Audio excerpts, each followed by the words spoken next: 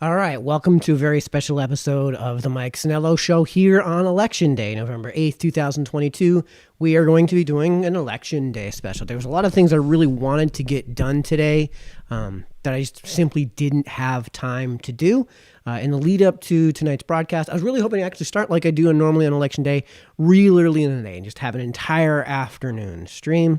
But frankly, I didn't have time. And there were other things I was looking forward to doing, so I went ahead and did those things. So we got a lot of things to go over on tonight's menu. First things first, as we always do, we always cap the show with live Q&A. Tonight, we're going to be doing live Q&A on the fly, if we're capable of doing that.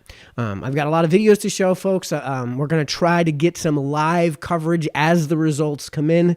The polls don't close for another roughly half hour, so if you did vote, if you haven't voted, you still got 30 minutes to do so.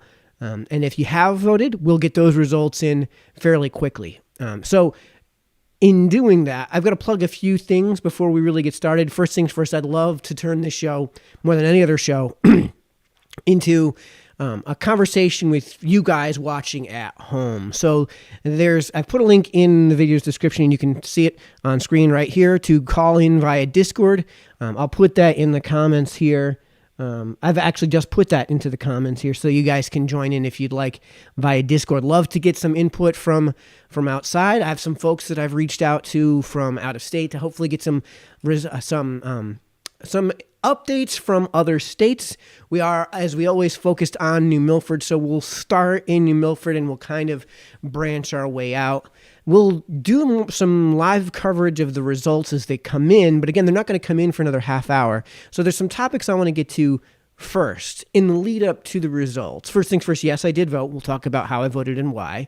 And we'll get into the ballot and what it looks like and why. And we're going to have a lot of things. Tonight's going to be a very casual stream. I actually don't have much in the way of notes for tonight.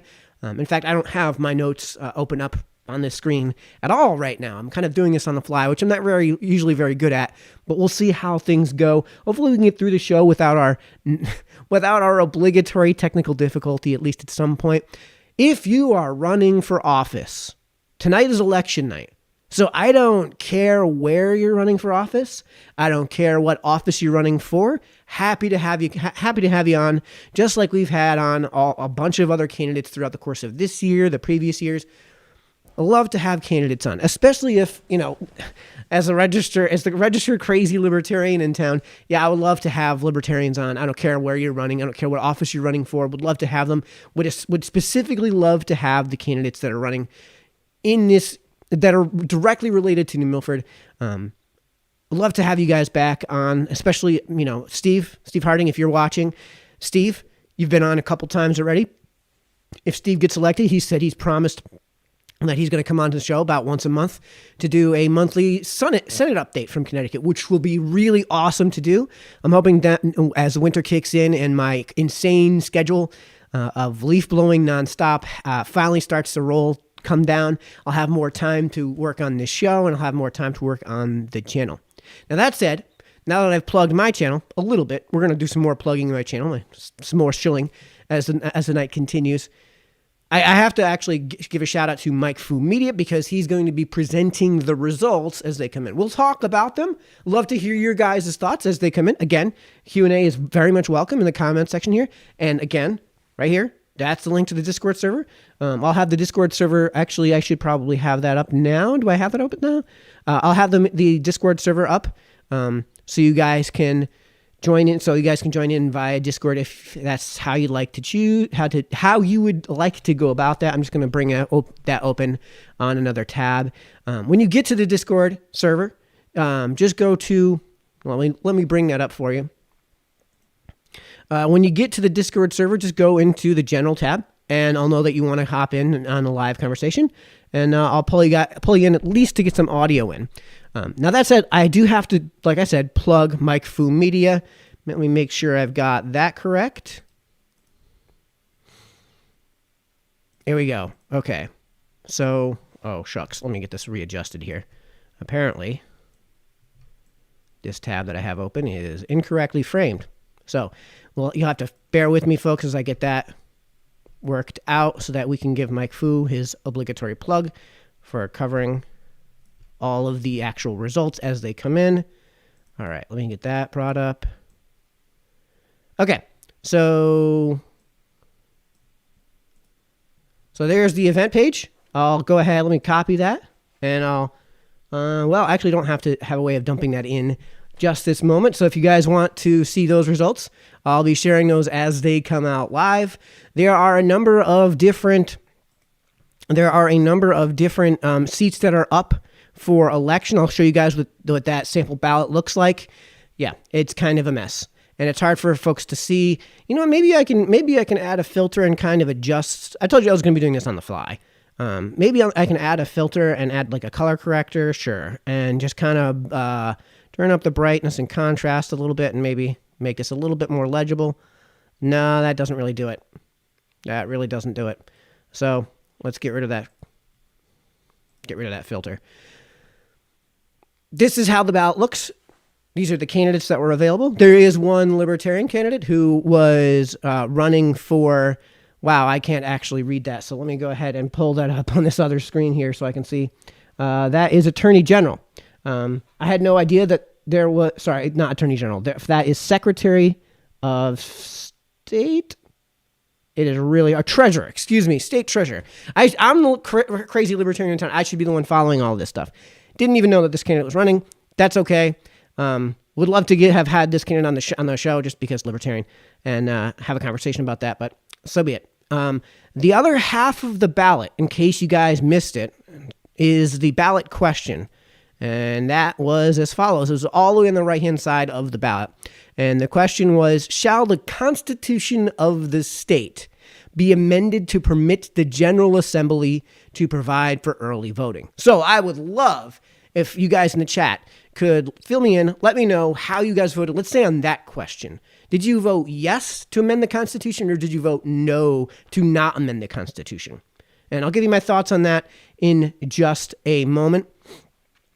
We've also had Billy Mo Buckby, Steve Harding, and Mayor Bass out doing their live videos on Facebook as well. I'll be paying attention for that in the event that we get another video from them. They've been kind of all over town, so probably not. I'm pretty sure they're done for the evening. Thanks, Pat, for joining in. I predict you'll become a Republican in the near future. You know, you guys have been saying that for a long time. We'll see how things go. Thanks, Pat, for joining in. Let's see. I thought I had another comment, a notice of a comment here, but I guess I didn't. So guys, I could really use a share. Would really love to have you to hit that share button and share it across however means you are watching this. We are streaming on YouTube and Facebook. So if you would prefer to watch on Facebook, you can, link is in this video's description. If you'd prefer to jump in on YouTube, link is also in this video's description. Watch however you'd like, folks. We will be reading commentary as on the fly, as opposed to normally we do Q&A at the end. We'll be doing that on the fly. So this is your chance to participate here with me. And this is your chance to hold my feet to the fire as I rattle off the commentary here. So before I talk about the actual election, I think I'm going to start with the polls. And as some of you may have heard, let me pull up this window. That's the wrong window. Let me pull up... Here, let me get this right. Here we go. This is the window I want. So as some of you may have heard, I took a poll.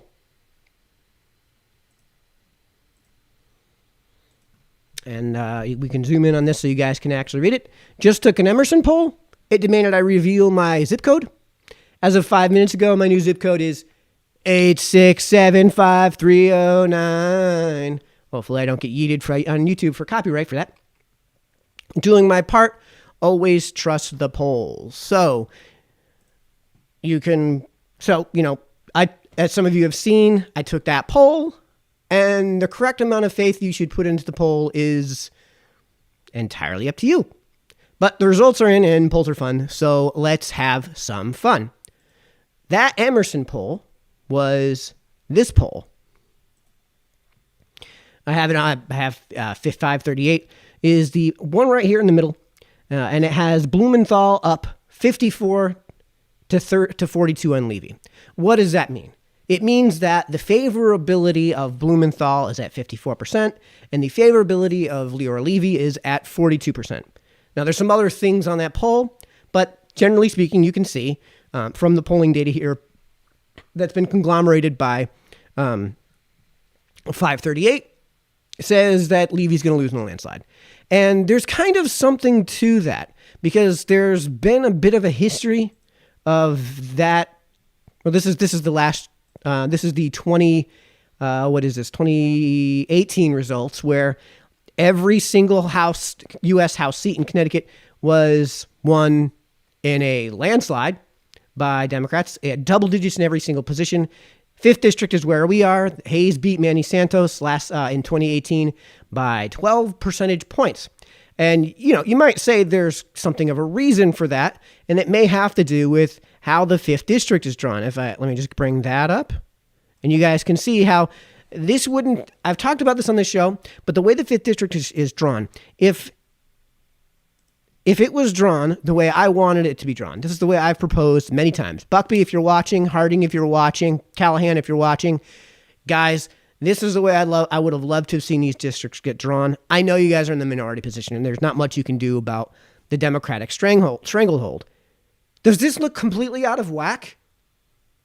I mean, you can kind of see the previous district boundaries, which included New Britain, which included Meriden, which excluded the towns north of Torrington, which excluded the southern half of Waterbury, which excluded the towns along the Naugatuck River Valley, which are famously red. And in fact, we actually can go ahead and show you what the 2018 gubernatorial elections look like.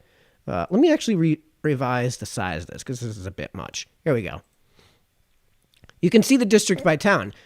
The Naugatuck River Valley around Waterbury is about as red as part of the district, or the reddest part of the entire state.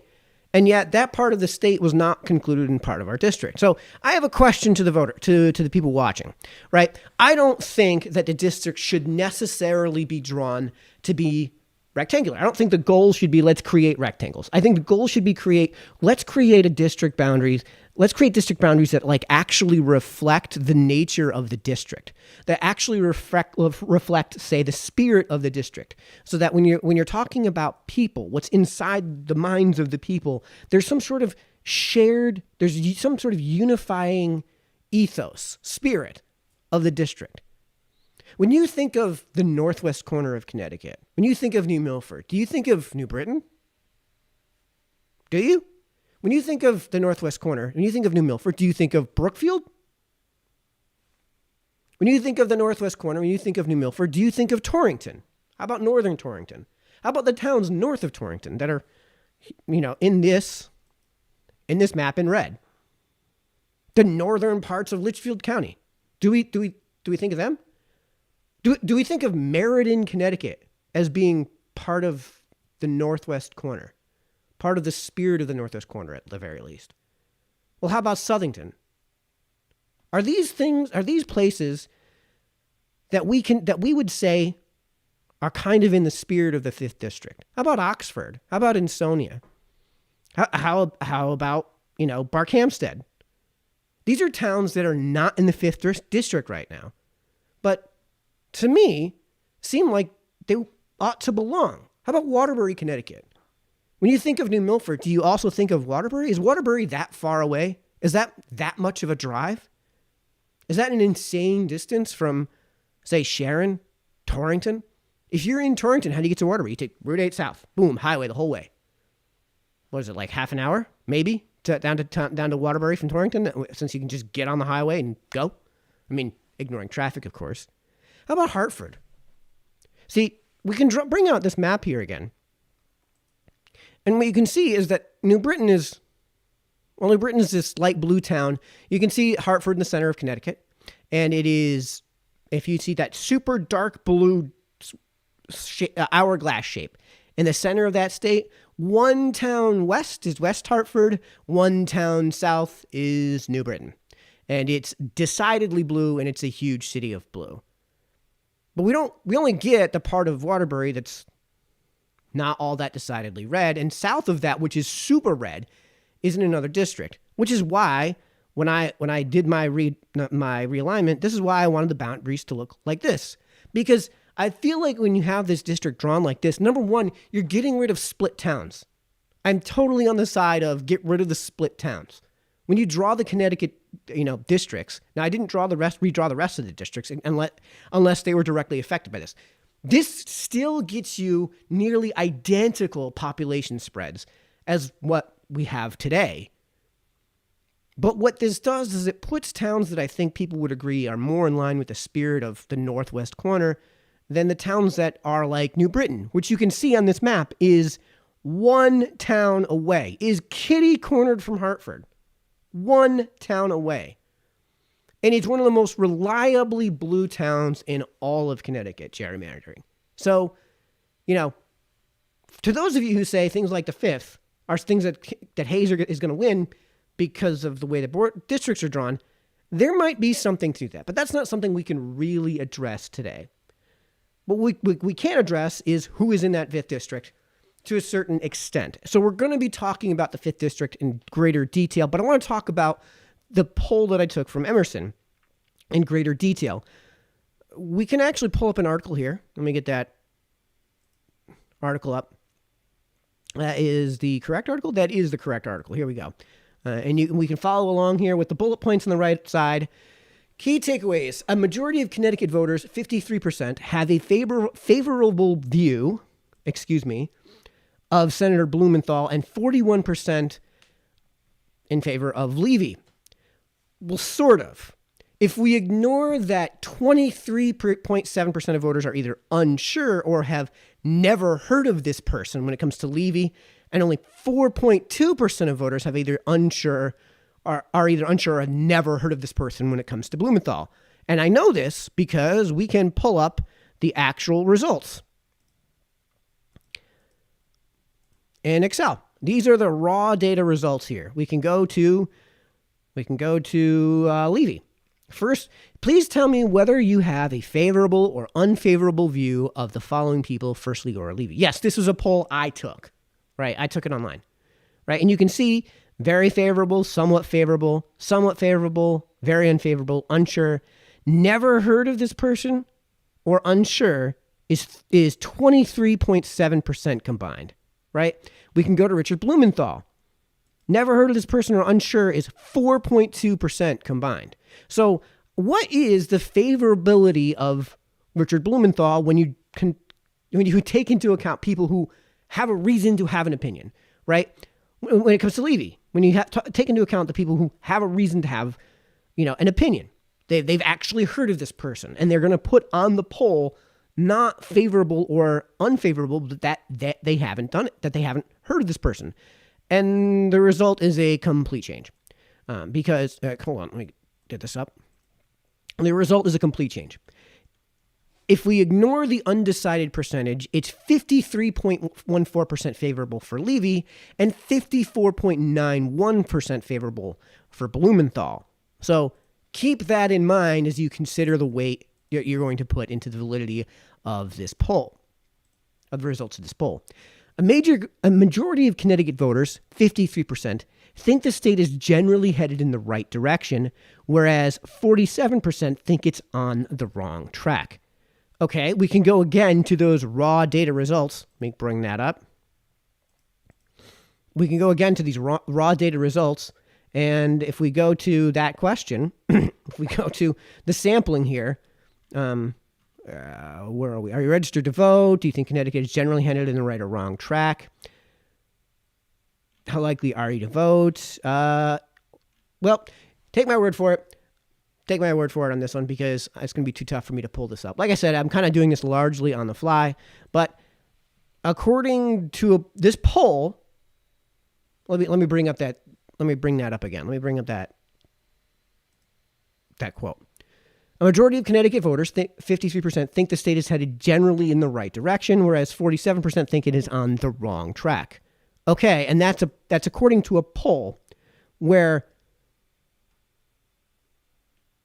68% more, that had 68% more Democrat participants than Republicans, and in a state where, if you're willing to believe it, we won't talk about that, Joe Biden won by 20 points.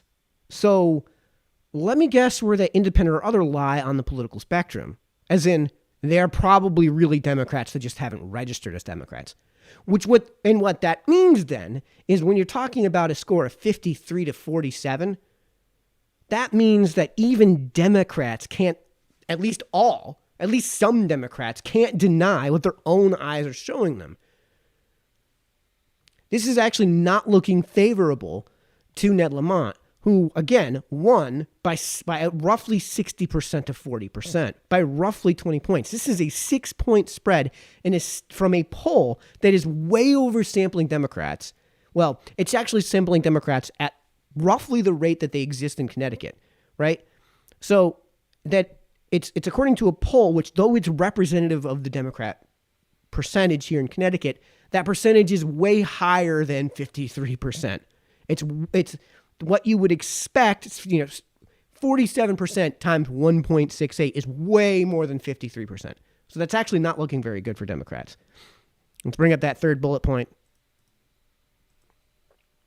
The economy is the most important issue for 44% of Connecticut voters, followed by threats to democracy and abortion access. 44% of Connecticut voters care the most about the economy. No kidding. No kidding. Makes you wonder why debates I've seen are barely touching this issue. We talked about this 2 weeks ago when we were talking about the debate between Steve Harding and Ava Zimmerman. It doesn't make me wonder why that's basically the only topic, it's basically the only topic I've been grilling the candidates who come onto my show on.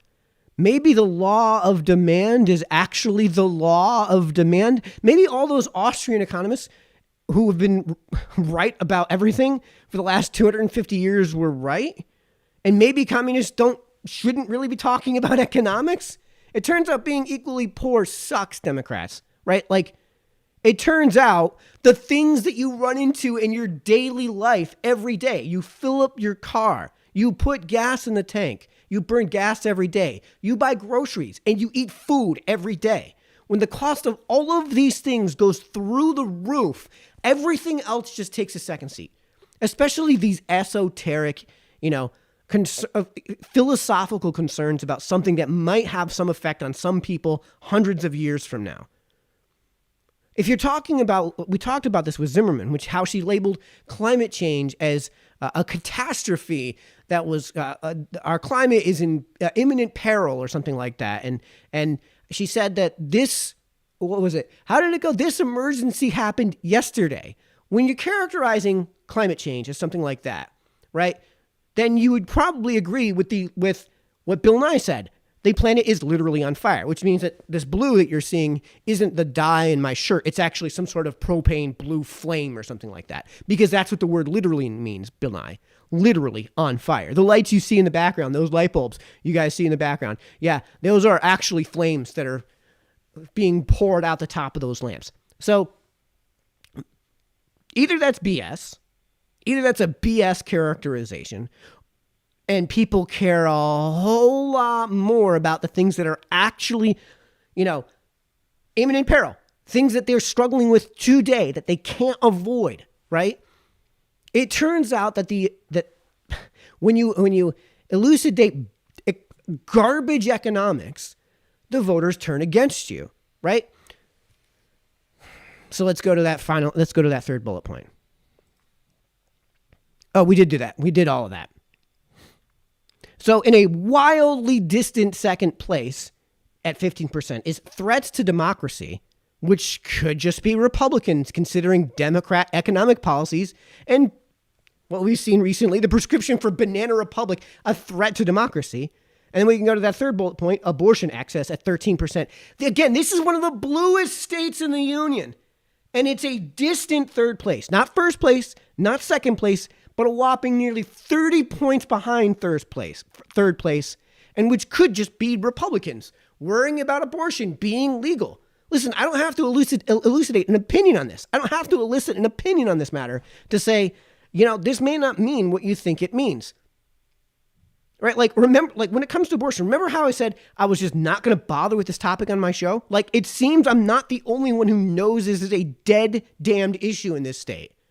As in, it's not, whatever the abortion standard is here in Connecticut is not going to change. It's just not going to change. And in the meantime, no one can afford anything, and starving sucks.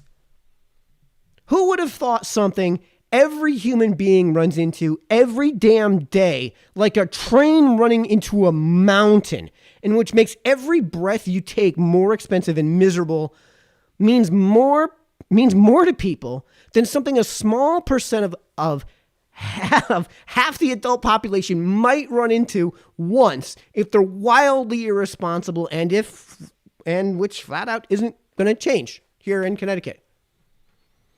We can go to the body of the article. The latest Emerson College polling WTNH, the Hill survey, take that for what it's worth, of Connecticut voters finds Democratic incumbent Richard Blumenthal with a 13-point lead in the U.S. Senate election over his Republican challenger Leora Levy, 53 to 40%. 5% are undecided and 2% would support someone else. Since the September Emerson WTNH Hill survey in Connecticut, Blumenthal has maintained his 13-point lead. True. Polls tend to skew favorable to Team Blue, but only by 3 or 4 points, not 13, right? So 100% guaranteed Themish would have been in the area of down by 5 or 6, right? This is unfortunately Connecticut. And if Themis Curtis had got the nomination from the Republicans here in Connecticut, my guess is she'd be down 5 or 6, which, though a long shot, is still gettable. This isn't something where I would predict her to win, but it would mean, at least she's got a chance, right? It may not be a good chance. We may be talking about the Dumb and Dumber standard, so you're telling me there's a chance, right? A friend, I think I talked about this, but we're going to bring it back up. A friend of mine, understandably frustrated when we were discussing Levy winning the primary back when she won the primary, facetiously asked me, why do we even have a caucus? And I mean, don't get me wrong. I voted for Levy. We'll talk about how I voted in a minute. I did vote for Levy, but this right here is why you should have nominated Themis, right? We have a chance to get Blumenthal ousted. It's not great, but she's the one that has the machine behind her. She's the one that has the instant name recognition. And for the millionth time, this is Connecticut, folks, where the kiss of Trump is the kiss of death. It may not be that in Tennessee. It may not be that in Georgia. But here in Connecticut, it's the kiss of death. Soccer moms, who are the sole demographic that flips elections, may have voted for Themis. They aren't voting for somebody. They just aren't voting for somebody they see as Orange Man bad. They're just not going to vote for her. I said Levy will lose by double digits, and I stand by it. Double down. Honest to God, best of luck, Leora, but I think it's going to be a very much uphill battle.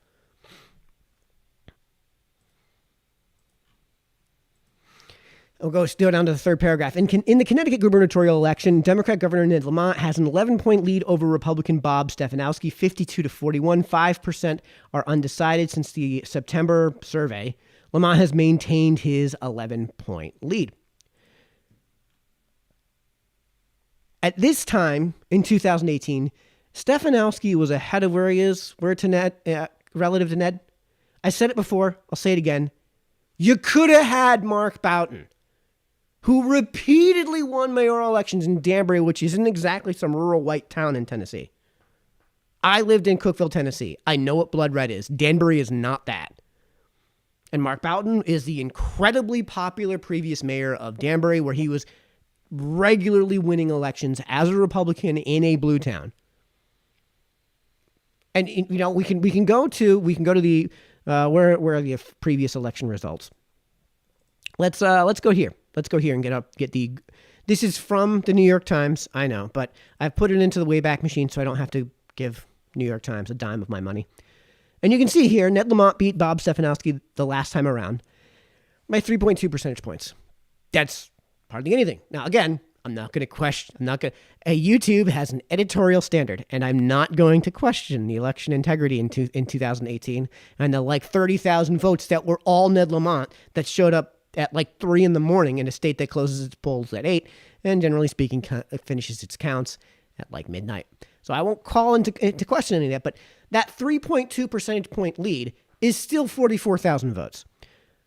I'm imagining we're going to have higher turnout than we did in 2018, but Bob's got he's got a steep hill to climb. That's what these results mean. That if you had, Bob's down by double digits now. At the time that poll was released, which was about a week or two ago, if you took a week or two prior to Election Day in 2018, Bob was down by like 7 or 8 points, maybe 5 or 6, and then managed to close the gap on Election Day to 3.2 percentage points. This is going to be about 7 or 8 points. This is good. Lamont is going to continue to be our governor, and he's going to win by probably 7 or 8 points. Hold me to it. So if you guys are in the comment section, go ahead and hold me to it. Let's see. Paul, watching from SMS while waiting for polls to close. Paul, cool. Keep me posted from SMS. We'll be bringing results to Campaign HQ for tools. Paul, you know what would be really cool? Comment the results from SMS. I would love to hear. Tell me the 5th and the gubernatorial. Tell me how Logan did at Schaghticoke, and tell me how Stefanowski did at Schaghticoke. Love to hear those results.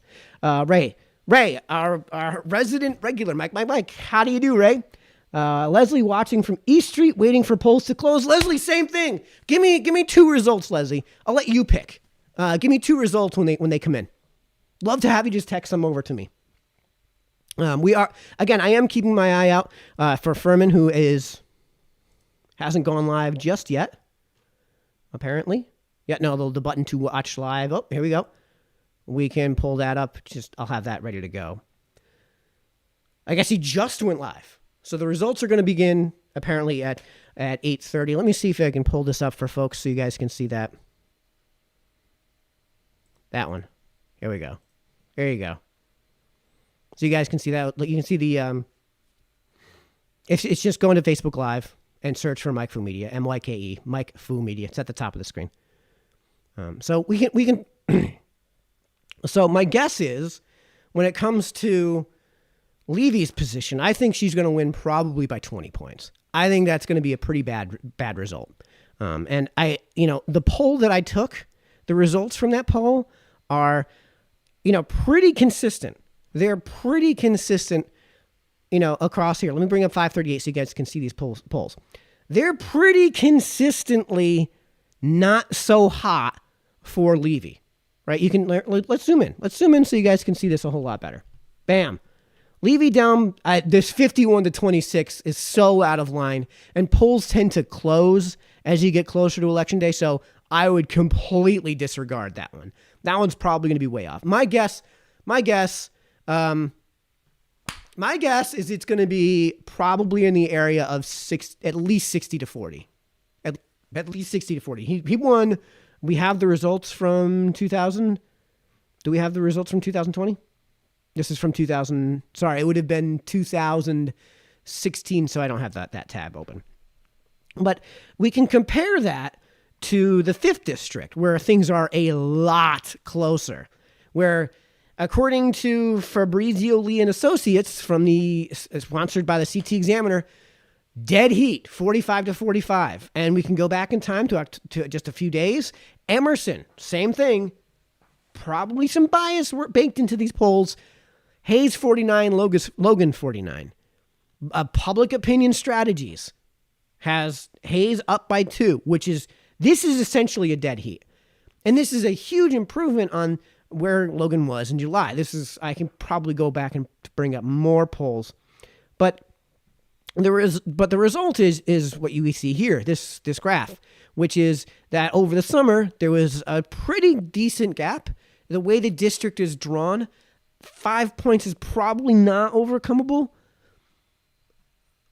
But now we're down to, according to 538, a little over a percentage point, and that's about it.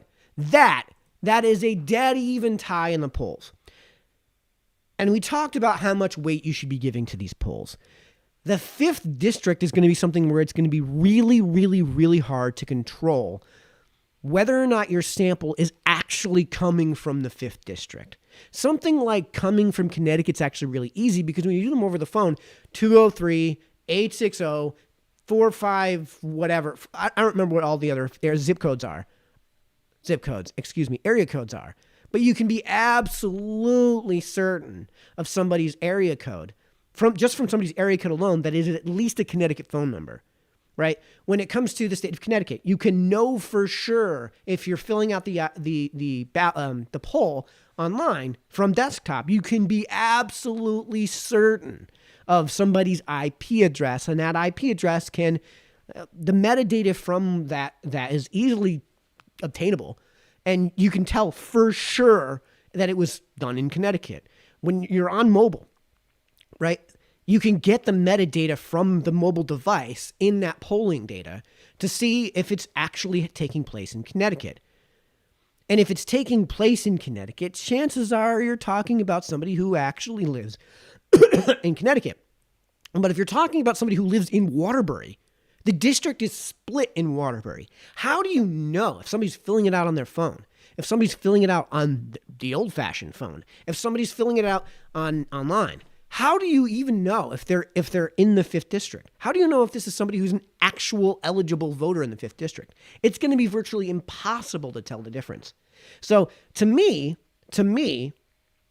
what this tells me is that they probably oversampled around the fringe. They probably got the lower half of Waterbury. They probably tested the northern half of Torrington. They probably got people from just around the 5th. Just around the edges of the 5th, which is a pretty red part of Connecticut in this polling data. Now, again, polls tend to slightly oversample Democrats. They tend to not control for age. What does that mean? That means that even though that somebody might say they are a super likely voter, right? That's what LV means when I brought up that data. Even though they say they're a likely voter, younger people tend to not vote, not turn out as well as older people. And age correlates with, to some degree at least, with the R versus D divide, which means that the older people tend to be more Republican and thus tend to turn out better than do the younger people who tend to be more Democrat and tend to not turn out as well. This gives you about a 3-point advantage. So if you see a poll and you know nothing else about the poll except that it's a dead heat, generally speaking, this is favorable to the Republican candidate. Now, I wish I could pull up video for it. I won't have time tonight, but Logan actually did not perform well, and we'll talk about that another time. Guys in chat, let me know. Let me know what you guys think. I don't think Logan performed well on the debate stage. However, when he's one-on-one in an interview, even when it's an unfriendly interview, he's performed extremely well, in my opinion. He performed well enough that when I showed just the video of his interview, this was somebody that even my mother said, yeah, this seems like somebody I would vote for. He's a Republican, and I'm very super anti-Republican, but he's somebody my mother might be convinced to vote for. Unfortunately, the other thing that decides these districts, right? We are in an obscure district. It's the 5th district in Connecticut. This is not New York 14. New York 14 is AOC's district in the Bronx, right? She's somebody who there's instant name recognition, and that can work against you. But generally speaking, when it comes to these obscure ones, it's the name recognition that works in your favor. Name recognition is the thing that decides these types of elections. And unfortunately for Logan, when you dive deep into this polling data, his name recognition is nowhere near. I showed you the name recognition stuff when it came to Levy. His name recognition is so I've done it. I did the homework, did my research. The name recognition is just not comparable to Hayes. Hayes' name recognition is not as good as Blumenthal's, right? It's not as instantly recognizable as Blumenthal's name, but it's leaps and bounds ahead of Logan. My take is if you're going to win the Connecticut's 5th district without redrawing its borders so it's not so clearly gerrymandered, Logan would have had to start his campaign in like November of 2021. He would have had to do the Larry Sharpe style of campaigning, which is you start your campaign 2 years in advance of the election. Unfortunately, SEC rules make it impossible legally to go about that, on paper, 2 years in advance. But you do what Donald Trump's doing, right? You go out and you go out and you get into the community. And though you say you don't say explicitly that you're going to be running, you build up that name recognition. There's no libertarian probably in America at this point that doesn't know Larry Sharp's name. Of all the libertarians across the country, he probably has, outside of maybe Gary Johnson, if he's still a registered Republican or a libertarian, Larry Sharp has probably the best name recognition. Now, it's not good. It's not good. But that's because he's a libertarian. And if you're a Republican doing the Larry Sharp style campaign in a district like this, then you've really swung things in your favor. I still think Logan's going to lose. I think this is probably going to be about a 4 or 5 point differential. I think this is going to be the power of incumbency beating a candidate that, when it comes to the issues, soccer moms will vote for Logan, but they have to know that's the case. Soccer moms are on board with Logan's political takes. He's not totally anti-abortion. He's not totally anti-weed. I'm not going to say he's pro-abortion or pro-weed. He's just not totally anti these things. And I think soccer moms can get on board with that for the most part. I think soccer moms can get on board with a lot of the economic takes that he has. Excuse me. The thing is that they've got to get on board with it. There's this thing called political inertia. Well, I don't know who this guy is, and Hayes is there, so continue. And I think that's really what's going to decide this election for the 5th district. Though I voted for Logan, I think he's going to lose. I think he's one of the better candidates on the ballot that was presented before me. I think across the House districts in Connecticut, he may be the best Republican or Democrat candidate. There's one Libertarian district candidate, I think in the Connecticut's 1st or 3rd district, I forget which, who's running a ballot access campaign. So sorry if I don't know who that exactly that is, but it's a ballot access campaign. So if you're not going to take it seriously, nor am I, right? So hold me to it. I think it's going to be Hayes by, let's say, 5. I think it's going to be Hayes by 5. Take the over, take the under if you want. I said Levy's going to be at least 20. Let's do Levy loses by 21. Let's just say 21 to get a nice, not so nice even number as 20. So I think it's going to be Blumenthal by 21. I think it's going to be Hayes by 5. And then we come down to the lower districts. Let's go to Connecticut's 30th, where Steve Harding is running against Ava Zimmerman. This has been a district that I've talked a lot about because I've been able to get access to these candidates and get access to these issues. I've seen a lot of Steve's campaign literature, let's say, and I've seen a lot of him around town, which is great. I don't know how Steve's doing in terms of attendance at events in, say, Goshen, Litchfield, Torrington, right? Connecticut's 30th district is a pretty huge district. And it's a district Craig Minor has been kind of taking for granted when it comes to the campaign trail. But this is also a year where I think people are generally just pissed at the Democrat Party in general. If Logan wins, I think that's how Logan would win. I think that if Leora Levy wins, then the House is going to be like 2-1. There's going to be the only reason Leora Levy would win when she's down by that much and has the kiss of Trump and she's got to win a statewide election in an incredibly blue state. That would be a major indictment on the DNC, a major indictment on the Democrats across country. For her to win, for Levy to win, she needs to get Democrats to vote for her. Themis could do that. I don't think Levy's going to get that. I think she's going to have the best turnout for any Republican candidate to that position probably ever in terms of the history of modern elections in this state. But the only way she wins, and she's not going to win, this is lottery ticket odds, is if there is a total indictment on the DNC and on Democrats in general. And that's, I think, the only way that Logan's going to win. And if he wins, if that's the case, then it's going to not be like a 1 or 2 point win. It's going to be like an 8-point win. And there's been a lot of attention played on the 5th district, but I think it's all hype. I think it's all hype and fluff, and I don't think it's real.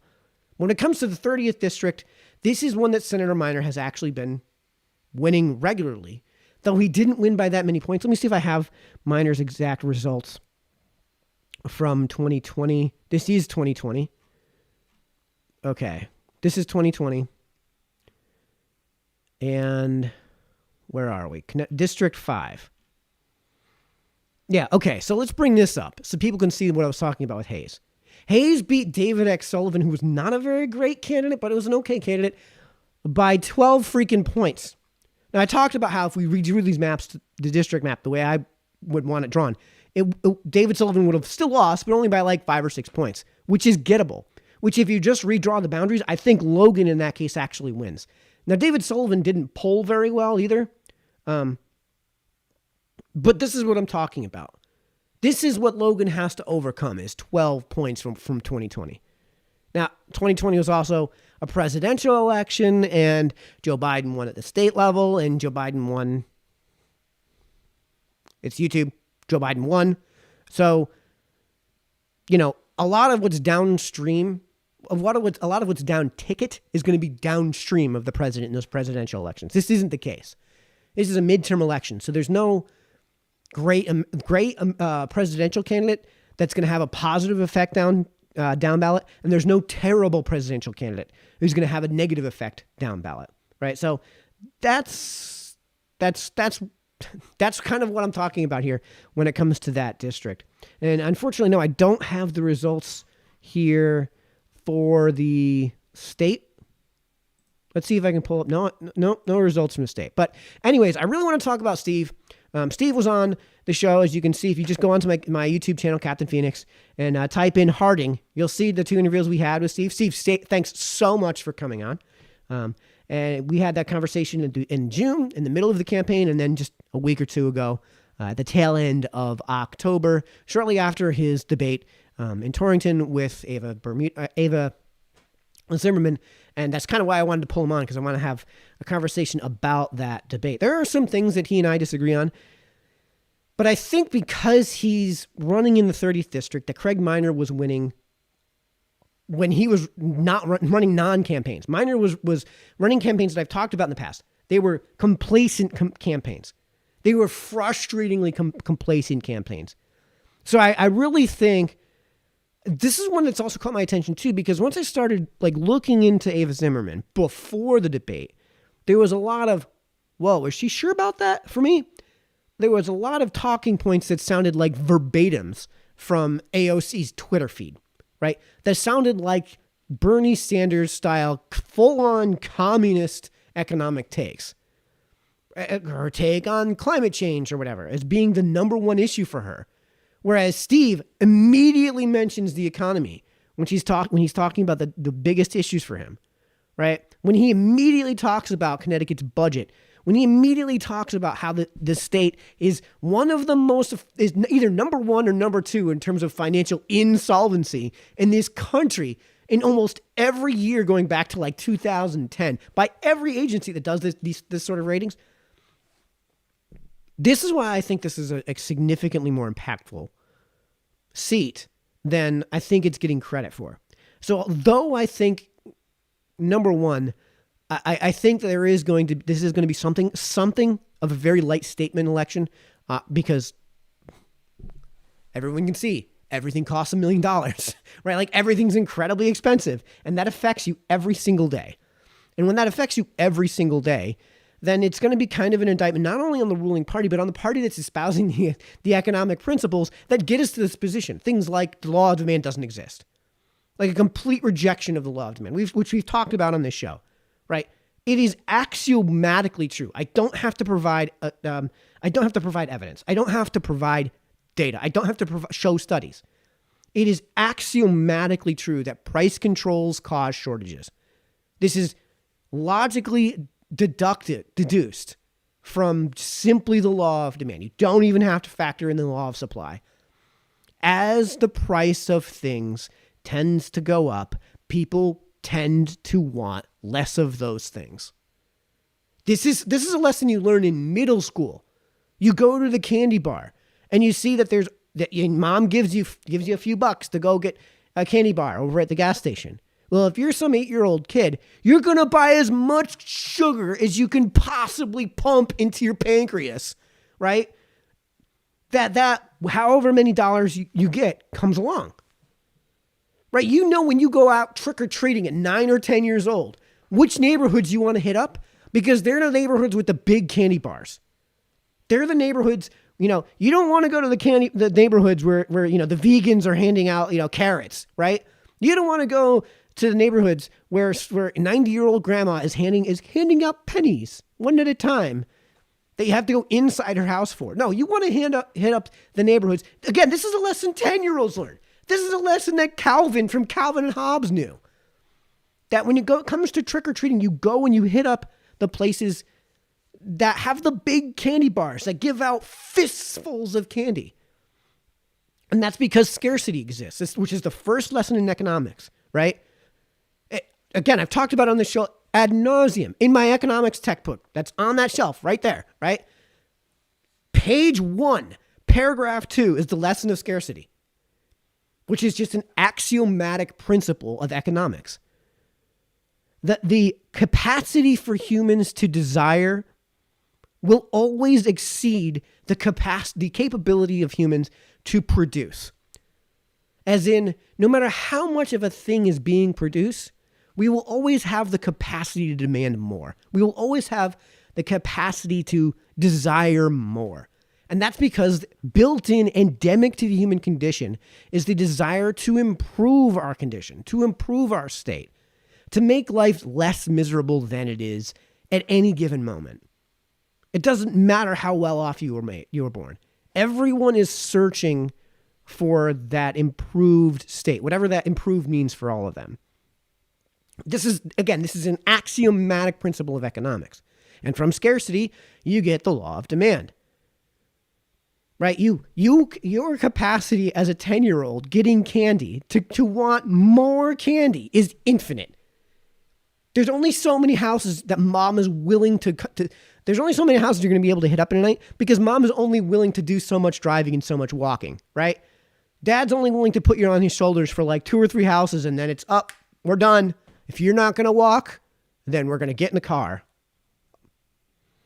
Then we're going to get in the car and we're going to go on to the next. Okay, so Mike's actually getting results in here. I'm just going to mute that for me so I'm not quite so distracted. But yeah, that's the law of demand. And you learn it again when you're a 10-year-old dressed up as a Ninja Turtle going out on Halloween night, trying to get candy, right? And these are lessons. This is something that, there is a certain politic, even in this state, that 3 precincts are reporting that doesn't support that. So, all right, Mike is putting out the results. So let's go ahead and get them on camera. This is the first one is a result that I didn't want to bring up right away because, all right, so we've got Buckby and Thomas have come in. Buckby is 66-34, which is like dead on. I wish I had just 5 more minutes to talk about these local ones. Harding 59-41. Not all of the precincts are in, but as you can see, it's 66-34. That's about what I was going to expect from Buckby. This is why I didn't really talk too much about Buckby's campaign. And Steve is up 59-41. Congratulations to both of them. These are both people I voted for. These are both extremely popular candidates in general, especially when it comes to Buckby. No offense to Alexandra, but I have a feeling this is kind of a seat filler, right? Like the DTC here in New Milford refuses to allow Buckby to just win. They don't want him running unopposed. The 69th here in New Milford is being run unopposed by a Republican. So I'm not even talking about it because it would take cheating at this point for that to not happen, for the 69th to go anyway other than the only candidate that's on the ticket. So Buckby is looking like he's going to win. 3 of 6, and he's up 66-34. He's going to win. 59-41 with 3 of 8 is not guaranteed, but I don't know which districts those are. Looks like Harding is going to win. So that 66-34 is exactly what I was expecting out of Buckby. There's a reason I don't really talk too much about his campaigns, just because he's so popular. He wins in absolute landslides. And the 67th only covers New Milford. It doesn't cover all of New Milford, but it only covers New Milford. And because it only covers New Milford, it's the DTC that is nominating the candidates for the 67th district. And the result is that you're nominating somebody with that tag, the DTC nominee. And unfortunately, the DTC's leadership, and I've talked about this, I don't think Democrats in town are like the DTC's leadership. And I would never characterize Democrats in town generally. Mike Furman, who's doing this, who's putting together these results for everybody. He's putting these results together for everybody. He's a registered Democrat. He doesn't live in New Milford, but he's a registered Democrat. His mom won a mayoral election as a Democrat. These are people that really aren't really, I won't put words into Mike's mouth, but I guarantee you, let's see. Mike's mom actually lives in the 108th in all likelihood. So I guarantee you Liba voted for Pat Callahan. We're not getting results apparently from there just yet. Not sure why. Maybe it's just a timing issue that it takes more time to get from New Fairfield to here than it does to some of these districts and some of these precincts to here in New Milford, where I'm pretty sure Mike's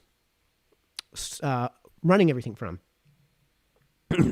So I honestly, I'm not. Pat Callahan probably is also going to win the 108th. It's a consistently red enough district. I think Pat's probably going to win 12 or 13 points. No, this is a statement year. I'm going to go with he's going to win by 17. Pat Callahan by 17. So what would that be? That would be 58 to 41 ish, 59 to 41, 58 or 59 to 41 ish. 2-1's almost exactly what I would have expected from Buckby. Again, incredibly popular. That's not just Republicans turning out in high numbers. That's kind of a reflection of the spirit of the thing. So I'm totally expecting those victories. I'm curious to know where Pat Callahan's doing his event. So folks, if you guys have comments, let me know in the comment section if you guys know where Pat Callahan's doing his victory event or where his campaign results event is happening. Let me know. Let me just get an update here. I'm not going to be doing this all night, folks. Once we get to a point where we have a few more of these precincts coming in, I am going to call it a night. I've been kind of invited to something of a party. So I'd love to get some results from out of town. Let's see if I have any update on that front from some of the folks I reached out to. Yeah, just pulling out my phone so we can get some results here. Why did that happen? What just happened? Man, I hate updates. All right, so I'm going to get myself in trouble, and I don't care. As the results are coming in for New Milford, and we're kind of waiting for more results to come in, let's talk about some libertarian candidates, because I think you guys are going to have fun with this. I think you guys are really going to have fun with this. This is one of the people I reached out to is out in New Hampshire. So, hopefully we'll get some results in from New Hampshire, because that is also a serious battleground state, especially for the Senate, which is Maggie. I should know this one. So the Democrat is the incumbent. Don Bolduc is the Republican running against Maggie Hassan. And there's actually a proper libertarian candidate that's also running here. Let me get this up for you guys so you guys can have that in the background as well. Thanks, Mike Furman. Thanks for putting this all together, so we can have some cool graphics while we see the results come in. We can talk about them as we go on. Again, let me check the Discord, see if anyone's in on the Discord so we can have a conversation if you guys want to. No, nobody in the Discord. Oh, maybe we're going to get, is that an update? Oh, no, I know what that is. Okay. So let me go ahead and get myself in trouble and talk about the libertarian candidate for U.S. Senate in New Hampshire, who has put out some of the best material I've seen. Kind of a troll on Twitter, which is awesome now that Twitter has become something of at least something less, of a DNC super PAC site when it comes to free speech. And it's becoming a pretty fun place to be in now, actually. So, my Twitter handle is in this video's description, both on YouTube and Facebook. Follow me on Twitter if you want some really spicy trolling. Some of the stuff I say on Twitter, I actually don't believe. It's just, I only use it because it's fun. Twitter's a shithole, excuse my language, and that's why I'm in there, because I like to roll around in the mud every once in a while. And so does Jeremy Kaufman, who is the Libertarian candidate for U.S. Senate in New Hampshire, and he may actually split this vote. in the sense that he may preclude the candidates from getting a majority in what is going to be an incredibly tight race. And I don't know how New Hampshire's election system works, but in a lot of states, when it comes to the Senate, if you don't win a majority, there's a runoff. And it may even be a case of a runoff within the House, which in New Hampshire is like 400 and has like 430 something members in the tiny state of New Hampshire. So we talked about Jeremy's absolutely hilarious banger of his first campaign ad. This was just so much fun. This is so much fun. This is just a good laugh, a good time. Enjoy this one, folks. Picture this. Innocent people in the Middle East. They're having dinner.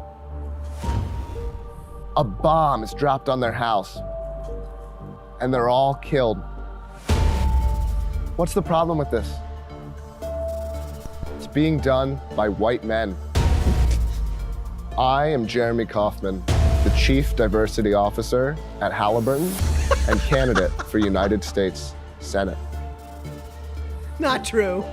He doesn't work at It is Halliburton. time to diversify the murderous military-industrial complex. We need to make the nukes gay. That's why I'm running for office. Like my fellow Democrats and Republicans, I will support every war. I will support stealing billions of dollars from Americans to kill innocent people, but we are gonna make it so gay. It will go down in the history books. We will say never have so many genders and so many races killed innocent people. Let's bomb Yemen. But let's make sure a rainbow of skin colors are dropping those bombs.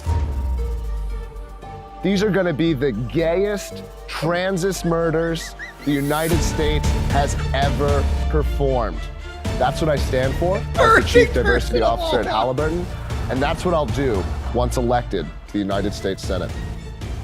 I'm Jeremy Kaufman, and I'm gay for this message.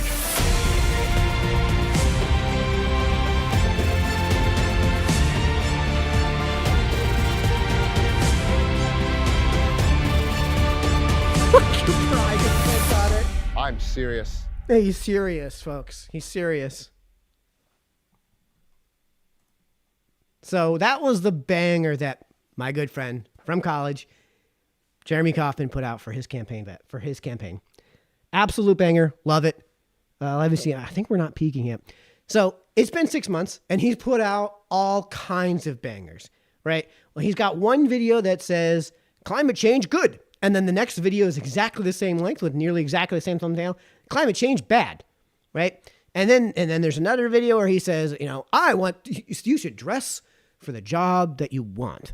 And he's dressed in a dinosaur costume and says, I want to be a lizard person. Of course it's all facetious. Of course it's all satirical.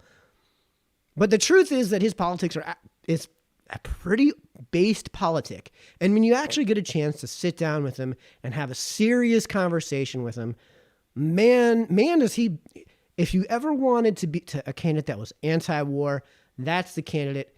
And he just came out about a week ago with a follow-up to that war is gay ad with one that's going to get me in trouble. It uses an R word. I don't care. I'm going to defend it. I think it's a great ad. I think the message is perfect. And, it's a lot more serious. Wasn't what I was expecting, but it's a banger. 6 months ago, I put out a satirical ad saying that war is gay. I'm here to tell you the truth. War is retarded. It's retarded. We're not supposed to say that word, but this is exactly why we need to say it. Because if you support war, you are a retard. We have done this before. This isn't new. Weak, soft, anti-American terrorist sympathizer. These are some of the things that you would have been called for opposing the Iraq War in 2003 or Vietnam in the 1960s. And today, you'll be called similar things for opposing America's involvement in the Ukraine and Russian conflict. Well, you're not. What you actually are is brave. Being anti-war is always unpopular But it takes people who are willing to stand up and say, no, this isn't our fight. No, we don't need to be involved. And the people who are weak and soft are the people who want to steal from you to get us involved in a conflict we have no business in. The war on poverty was won by poverty. The war on drugs was won by drugs. The war on Afghanistan was won by goat herders with an average income of $500 per year. Don Baldock and Maggie Hassan want us to fight China and Russia simultaneously. What boggles my mind, Steve, is the fact that we haven't gone all in on this already. Diplomatically, informationally, militarily, and economically. Everything's on the table when it comes to keeping our country safe. And what we've seen from Russia in particular recently... And we can't take any pressure off China either. We gotta go after China because they're in this with them. Maggie Hassan and Don Baldock want to take your money so that your children can die and America can be hurt. This November, be brave, be anti-war, be a libertarian. I'm Jeremy Kaufman, and I'm serious. So there you have it. Full circle here into an actual, serious, real deal ad. Even if there was some facetiousness at the beginning, even if there was some parody at the very beginning, you're not going to get a more anti-war candidate than Jeremy. So I'm kind of hoping that he does split the vote and force a runoff, if that's how those things work in New Hampshire. And I hope that if that's how those things work, that's really his only shot at winning in New Hampshire. And, if the message is what gets out and Don Baldock comes around to, a much more anti-war stance, so be it. So be it. That'd be really, really, really, really cool.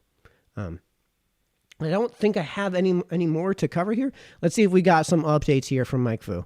We've got 3 out of 6 precincts reporting and 5 out of 8 precincts reporting for, let me get this. So Steve is up 58-42. The gap has narrowed slightly as 2 more precincts have come in. Oh, we got some results from Pat Callahan, who was gracious enough to come on to the show. He's up 56-44. Let me go ahead and get this brought up here. Let me go.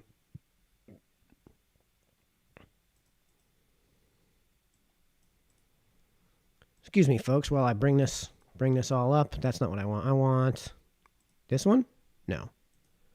I want this one. Here we go. So Pat was on a few weeks ago. Again, you can go onto the channel and just search Pat Callahan.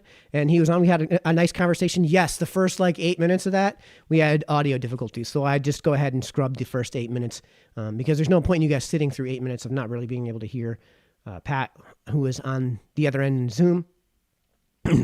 So you can see that. So Pat was kind enough to come on to the show and talk about his policies. I unfortunately didn't have as much capability because of the technical difficulties we were trying to ameliorate to pay as close attention as I would have preferred, because there were some topics I think I would have wanted to press him on, and not because I disagreed with him, but because when I have candidates on my show, I like to hold their feet to the fire. I like to push them on the issues, because if there's something that I push them on and we can extract from that the principles, and we can figure out where somebody might vote on, where somebody's politic might lie, and other things. Number one. And number two, it might expose a proper principled take. It might expose why it is that you subscribe to whatever politic it is you subscribe to. If there's somebody who is, say, opposed to marijuana being legal, I would love to know why. If there's somebody who's in favor of marijuana being legal, I would want to know why. What's the actual principled take on that? If you want abortion on demand, right? If you want it to be legal for a woman to take out a knife and stab her baby in the skull as she's crowning, when you can see the skull from the outside, when we're talking about a baby that's only this far from having the head exposed, versus say somebody who says, no, moment of conception, no plan B, not even plan A, no plan B at all. No extenuating circumstances. I'd love to know why it is that goalpost is where it is, and why it is that you're willing to draw such a hard line in those cases. Where does that come from? And you might get a very principled take. Probably not on that issue, but you might get a very principled take, which improves the conversation on that matter. And that's why I like to grill the candidates. And it was nice to have Pat on the show. Pat, I would love to have you come back. I would love to know where Pat's hanging out tonight. I understand there is something of a little bit of a party going on right now. I might actually check into that relatively soon here. And I might actually dip out as soon as we have some completed results. It looks like we're getting some results in from... Ace has 1 of 5 precincts reporting, so that's really kind of meaningless here with Pat Callahan. Let's bring that up. So you guys can see it. Buckby, still only 3 out of 6 precincts reporting. If you guys are watching from out of district, I'd love to know what the results are coming in from other districts. Yes, there we go. So Pat Callahan, 56-44, 12-point lead. That's, what did I say, 17? I think I said like 13 and then modified it because I thought it would be something of a watershed year this year. But hey, there you go. Steve up by 16 with 5 out of 8 precincts reporting. 3/8 of the precincts. They'd have to go pretty blue for Ava to come back and win that. Jeff Ginsburg, yeah, I don't know anything about Jeff. Jeff, if you want to come on the show, talk about it the last minute, happy to have you on. Everyone, again, if you want to join in the conversation and call in, the way you do it is you go to the link that's right here that you guys can see on screen right now. That's the Discord server that I built specifically so you guys could do calling. You guys wanted to do calling, so there's your chance. That's how you can go ahead and go about calling in. I've also put the Discord link in the comments. I've also put the Discord link in the descriptions of this video. Go ahead and share this link too, because I think we're going to be wrapping up relatively soon here, because there really isn't too much more to go through. The national results are something I'm not really that concerned with. You know, when it comes to things like Dr. Oz versus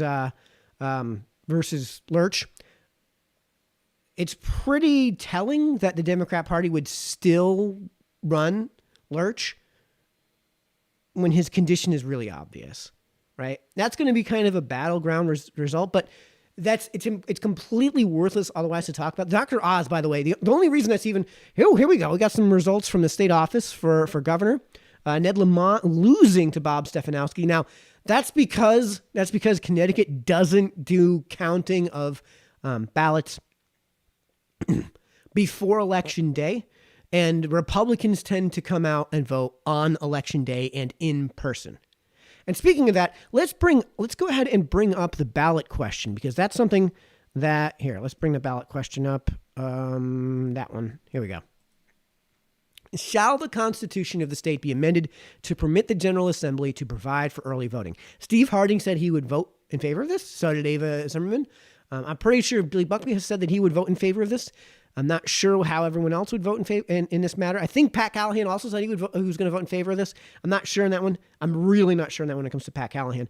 I'm super, super, super undecided. I'm going to tell you how I voted. I voted no.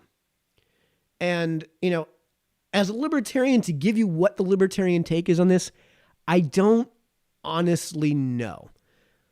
I want to start off with this, though. Voting is not a right. Voting is a privilege. If it was a right, infants would be allowed to do it. If it was a right, Vladimir Putin would just so much to have to set foot on Connecticut soil, and you guys would have to be okay with him casting a vote. If Vladimir Putin comes onto U.S. soil, he has a right to a trial by jury. He has a right to avoid an unwarranted, both figuratively and literally, search and seizure. He has these rights, period, by virtue of so much as being on U.S. soil. These are not rights of citizenship. If they were rights of citizenship, they would be privileges. A privilege is something that somebody gives to you. It doesn't just come from the ether. It doesn't just come from the spirit. It's not something that's handed down from God. That would be a right. A right is something that pre-exists everything else. It pre-exists the law. In the case of a right, when you talk about the right to speak freely, that right exists no matter what. If you're going to control time, manner, and place, you're controlling time, manner, and place, not speech. And of course, there's something to that. There's a principle behind all of that. There's these axioms that you live by. We're not going to get into that into great detail. But if you're going to tell me voting is a right and not a privilege, right? The clearest way that to tell if something is a privilege is how, can it be taken away? Is there driving on Connecticut roads? Is that a right or is that a privilege? Well, how would you have that taken away? Well, you take your driver's license away. You take the car away, right? You get locked up in prison. You can't drive on Connecticut roads if you're serving a prison sentence. That's pretty clear, right? So that's a privilege that can be taken away. How do you stop somebody from speaking? Is it even possible? Like, the idea of speech is the idea of communication. It's the idea of language, the ability to communicate an idea, to transmit through with language what is in the mind into another mind. Okay, hold on real quick. We just got results in for Levy and Logan. Let's bring that up. So let's see. Stefanowski up on Lamont, 54-48. That is not, with only 5 of 8 precincts reporting. That is that's not enough. I think that those are 5 of 8 precincts in New Milford. Bob's going to win New Milford. But we were getting results in for Levy, and I really want to see what those results were. I'll bring those up in just a minute, folks. But the point is, one of the quickest ways you can tell if something is a privilege rather than a right is, how do you take it away? And it's clear when it comes to things like voting that it can be taken away. Here's some Levy results. Levy up on Richard Blumenthal here in New Milford. 5 of 8 precincts reporting. This is really old news. This is George Logan up by 12 on Hayes in New Milford. This is kind of what I would predict. If Levy is only up 3 or 4 in New Milford, that means that in these blue districts, she's down like 30. And there are a lot more blue districts than there are red districts in Connecticut. So with that quickly out of the way, it's obvious that you can lose your voting privileges if for no other reason than, let's say you renounce your citizenship, move to the UK, and become a UK citizen. Well, then how do you vote? How do you vote here in the US legally? If you commit high treason, right, and you get sentenced in terms of high treason to a life without the possibility of parole, in the case of high treason, you're going to lose those voting privileges. They're not going to let you vote from prison. They're just not going to do it. And I don't think that there's too many people that would be in favor of that. I don't think that there are too many people that would be in favor of, let's say, somebody who was a U.S. citizen and crashed a plane into a couple of towers and somehow managed to survive, killing 3,000 people in doing so. If we tried that person, subjected them to the 4th, 5th, 6th, and 7th Amendments, right, a due process of law, because you have a right to your day in trial.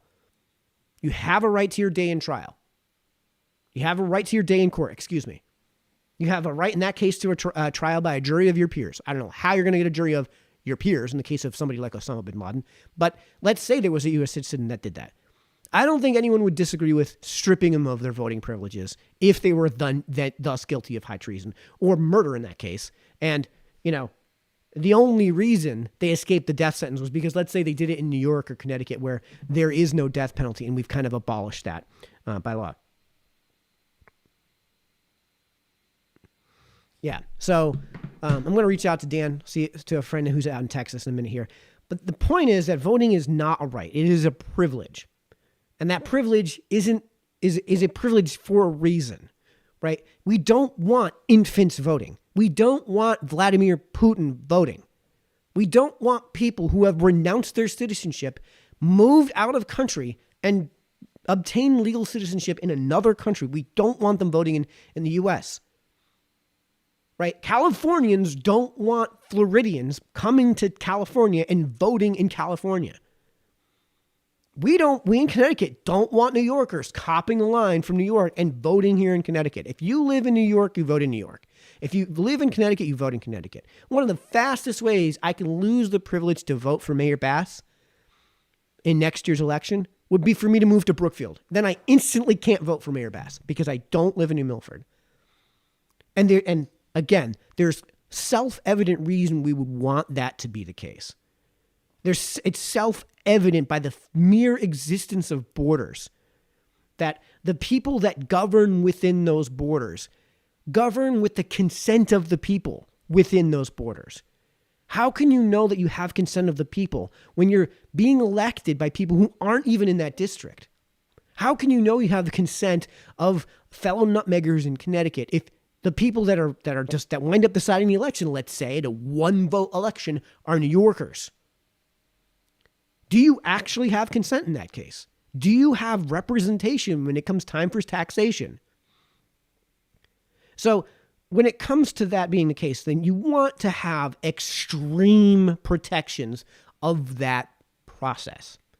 It means that if I say I'm Mike Sennello and I'm voting here in New Milford, you want to be damned sure I actually am Mike Sennello, that I haven't voted in multiple districts, that I haven't voted repeatedly, that I actually live in New Milford. I don't know how you get to a point where you're arguing against photo ID in that case. Perhaps then if you're going to have photo ID in order to vote, you have some sort of state-issued ID that doesn't cost there's no point of sale price to that, right? That it's just absorbed into the cost of taxation. Okay, maybe, sure. But things like amending the Constitution to change that process effectively, permanently. Again, the Constitution is the thing that constitutes our government. It's the thing that allows our government to exist at any level. We have a town charter, which is essentially our Constitution. We have a state constitution. We have a Constitution of the United States. These are the documents that tell government what they can and can't do. And, living in the Constitution state, the reason you have that Constitution is to say, as you're constituting your government, this is all we wanted to ever do. And if you don't like that, there are other states you can live in. And if you need to change it, then it better be need to change it, because you're changing how the state is constituted. You're changing at an extremely fundamental and foundational level the entirety of the spirit of the state, the entirety of the Constitution of the state. So you shouldn't be making any changes to this Constitution unless they're absolutely mandatory, unless they're absolutely necessary. The 13th Amendment was a great amendment to the Constitution because it abolished all forms of slavery. I don't think anyone disagrees with changing the Constitution to explicitly forbid the ownership of the human being. It goes against the entirety of the spirit of this country and the entirety of the spirit of consent of the governed. You can't possibly be governed if there aren't consent in all transactions, if there isn't mutual consent. Slavery is diametrically in opposition to the spirit of consent, to the idea of consent. You can't have slavery and consent at the same time. It's not possible. You can't have the Declaration of Independence and slavery and remain consistent. You can't do it. So I think we all agree that the 13th Amendment was a good amendment and was necessary. We might agree with the 5th Amendment that said that essentially you're not allowed to have, was it the 25th? Somewhere between 22 and 25 was the one that put a term limit on presidents. I'm not so sure I necessarily agree with it, but these are things that, like, the reason that the amendment process to the Constitution is so arduous at the United States, at the federal level, is because this is the Constitution. This is the thing that is defining the spirit of the entirety of, this is the brain, the heart, the lungs. This is all of the organs, right? And the government, that the people that embody the government, the people that form the government, are really nothing more than the skin around the outside. Right? Like, the Constitution is something you don't want to just take for granted, and you don't want to change unless you absolutely have to. Early voting, to me, is something that if you're going to do it, you better damn well be in person. Now, people are going to say there's not really much of a difference between going into the town clerk's office, showing ID, filling out your ballot there in the town clerk's office and submitting it to the town clerk in person versus doing the same exact thing over at Sennello Intermediate School like I did today. I totally get that. But does it have to be done? I haven't heard the argument where this is something that has to be done, especially in a state like Connecticut, where you can get a mail-in ballot for just about any reason and just about to right before the day of the election. If you know you're going to be way out of town in advance and can't possibly make it, then get a mail-in ballot. This state makes it incredibly easy to mail in your vote. So why is it absolutely necessary to if this is an ordinance, if this was a change if this was a legislative change, if just a change to law in Connecticut, I might be okay with it. I might say, all right, fine, because we can easily, if this blows up in our face, we can easily elect people who can just change that law. That's not the case with the Constitution. You shouldn't be constantly changing that thing that is supposed to be the bedrock. It's supposed to be that unmovable mover these are the axiomatic principles we adhere to. So I would be extremely leery of amending the Constitution, period. And when it comes to this case, I'd be leery of it in practice as well, because why do we absolutely need it? I kind of don't. We kind of don't. And then the second half of this is, well, what does that speak to? What does that speak to? It speaks to an expansion of the privileges surrounding voting. It expands those privileges. Do we really want to be doing that broadly? Are we going to treat voting as a right, or are we treating it as a privilege? Because the arguments I'm hearing from, let's say, Democrats and from the left in general is that the reason you want to have early voting is because voting is a right. Which means that you're using the amendments of the Constitution to get the early voting to expand into this spirit, into the ethos, into the atmosphere of voting being a right. Which means I have no reason to believe that this is being done, number one, in good faith, and number two, with a limiting principle behind it. Because it seems the principle behind it is the exact opposite of a limiting principle. At what point do we get to, lowering the voting age? At what point do we get to mail-in ballots where you never have to go in person to anything? At what point do we get to voting via Twitter? I know that people are going to say, oh, Mike, we're not doing that now. No, we're not doing that now. But why are we doing what we're doing now? And again, if you're going to tell me we're doing it because we have to, fine. Then we don't have this conversation about why it is that we're doing this change in the first place. We don't have this conversation about what is the spirit behind the thing. We just don't have that conversation. So this is why I voted no. Because I wasn't convinced to vote yes. In this case, should the Constitution be amended? If the answer is yes, what we have is a positive claim, which means that you presuppose the negative claim, and then the burden of proof lies on the positive claim. Convince me to amend the Constitution. Not only convince me, because it's an amendment to the Constitution, blow me away. And so far, I haven't been blown away. I was going to just simply abstain because I didn't know how to vote. But in this case, I think if you don't know how to vote, the correct answer is to vote against. Am I going to be completely torn apart if this thing goes through? No. Not really.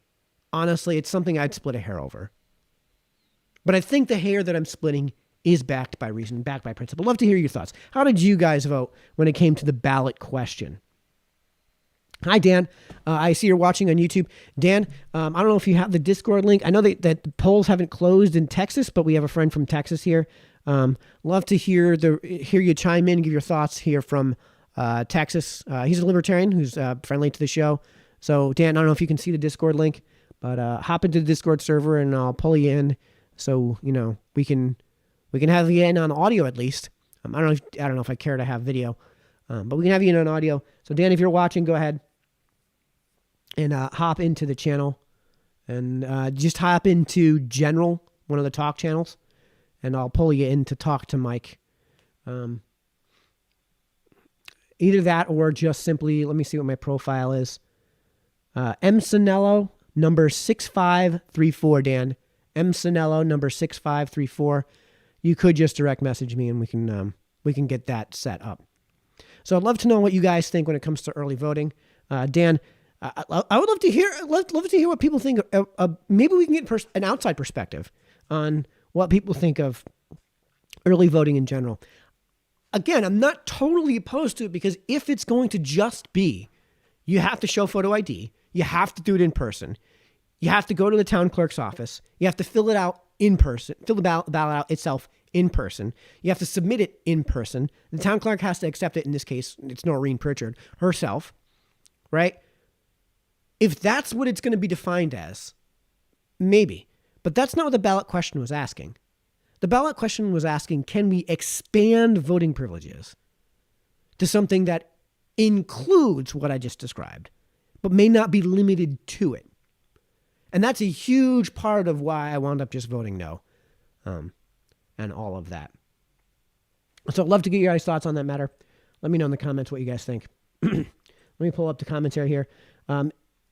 Leslie, if you're still watching, I'd love to get some results from East Street. I guess we're getting some results in. Let me see what Mike Foos got.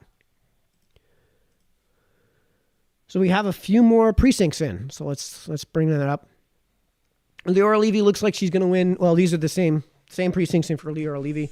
Looks like she's going to win New Milford. That's not a surprise. If you want to win a district in Connecticut, you got to do what Logan's doing. Win by 12. You got to win New Milford by 12. You can't win a pink town like New Milford. You can't win a pink town like New Milford. Here again, Stefanowski is up on the Mont, 54-46. I showed you here. We can bring this back up. This is 2018. This is what Bob won, right? You can see New Milford. They're all in the left-hand corner there. Not exactly blood red. Not exactly the result you would want from New Milford. If that's what we're talking about, if you're Bob Stefanowski, you want to win New Milford by like 15 points, because then that's how you win enough of the rest of the state to get the general. So let's bring that back up right here. Logan up 56-44. Yeah, that's what you want. Like this to me says tie in Connecticut 5th. Logan up 56-44, 12 points. That's a tie. Stefanowski 54-46, 8 points in New Milford. Again, is not it. That's about what Stefanowski won New Milford by in 2018. Not going to win the election. Still only getting 1 out of 5 from the 108th. Buckby has all precincts awaiting absentee, which means he won. There are not 3,000 absentee votes. 64-36 is probably a little bit less than I expect. I would have said 65 or 66. Steve is down to 57-43. It's the 14-point difference. Yeah, Levy 5 out of 8. There we go. 6 points over Blumenthal in New Milford. If Levy wants to win in Connecticut, you got to win New Milford by like 15. You got to win at least by what Logan's beating Hayes here with 5 out of 8 precincts reporting in. 5 out of 8 New Milford from Bob Stefanowski, 54-46. That's not going to win it. That's not going to win at the state level, right? It might just barely get by. But we've seen we've seen the states. We've talked about on the show. We've talked about what the census data is showing. We've talked about what we're seeing from U.S. van lines. The people that are moving in, so all the precincts are reported for Buckby. That's a winner. That's a winner. We've seen where these people are moving into New Milford from. They're moving in from, let me see if Discord's ready here. They're moving in from places like New York City. They're moving in from places like New York City. And that, to me, does not say invalid link. I have no idea how to get into Discord. Okay, let me try this again. Invite people. Copy that.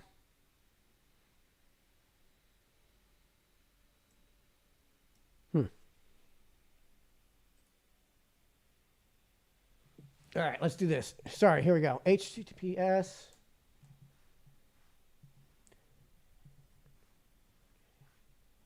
FEV7 VNQ5. Give that a try, Dan. I think that's the right one. HTTPS Discord. Yep, that's the right one. So, Dan, if you want to hop on, that's a Discord link. I think Discord every time. I think every time I generate an invite link, it generates a new one. So, love to have you in the chat here. We're only going to give this a few more minutes. Dan, if you can't figure it out, then we'll talk sometime. Give me a call tonight. We'll talk about 20 minutes or so. All right, what do we have in terms of more results here? We really don't have any more results. Buckby's going to win. I think once the absentee ballots come in, it's probably going to close. So 64-36 is what Buckby's up by. The absentee votes are probably going to amount to about 200-ish votes. So my guess is that they're going to skew pretty blue. 200 votes really isn't enough to make up even like 2 or 3 points of that. It might go down. Buckby's probably going to win 63-37. And I didn't mean to say this. I meant to expand on this earlier. Alexandra Thomas is probably something of a seat filler, a stand-in candidate, right? Where, the reason that she's on the ballot is because Democrats wanted to have somebody on the ballot. I haven't seen much in terms of a campaign from her. Buckby doesn't like to do much of a campaign anyway. And that's because he very much takes the Ron Paul approach to his opponents, unless his opponents are running a very serious campaign and have a great, let's say there were great polling results. You don't give your opponent the attention. You don't give your opponent any attention, right? You don't say anything good. You don't say anything bad. You just don't give them any attention. You give them the Ron Paul treatment. They don't exist, right? And there's something to that. That prevents any mudslinging. That prevents any negative attention. And you end up getting a conversation that's entirely about, the positive stuff. Like, it's entirely about what can I produce for you? What good do I provide? Let me check that Discord again. Dan, I'm not seeing you in Discord. So, shoot me a text, shoot me a call sometime tonight. And we'll go over that. So anyways, my throat is getting sore. And I think we're just going to wrap it up. And we're going to head over to what looks like something of a victory party for certainly at least Buckby, probably Harding as well. And we'll have to see how things go with the other results. We're probably not going to get... Again, I would love to stay up all night and have started this at like 3 p.m., stay up all night with you guys. But there's so many districts we're just not going to get results in from tonight at all. We're not going to get the official results from Blumenthal and Levy are probably not going to happen tonight. The official results from Stefanowski and Lamont probably not coming in tonight. Probably not even going to get those statewide results till basically the end of the week. Frustrating as hell. But that's just the way things are. Anyways, thanks so much, everyone, for tuning in. I might be by the Abbey tonight, so stop by the Abbey. I don't know how late they're going to stay open, but I got a thing I'm going to go to before that. If I wind up making it to the Abbey, it's going to be kind of probably pretty late. So maybe I'll see you guys there. And thanks so much to everybody for tuning in. Hopefully we'll be able to get to more of this. I want to do something tomorrow evening, so stay tuned possibly for that. If we have some real results in, we'll talk about the real results. Not to say that Mike Fu's results aren't real. We don't have all the precincts reporting. We don't have definitive answers from around the state and other districts. So hopefully we'll be able to do something tomorrow night. Until then, thanks so much for joining in. Do this for you guys. Thanks for the commentary. We'll see you in the next one. Good night, everybody.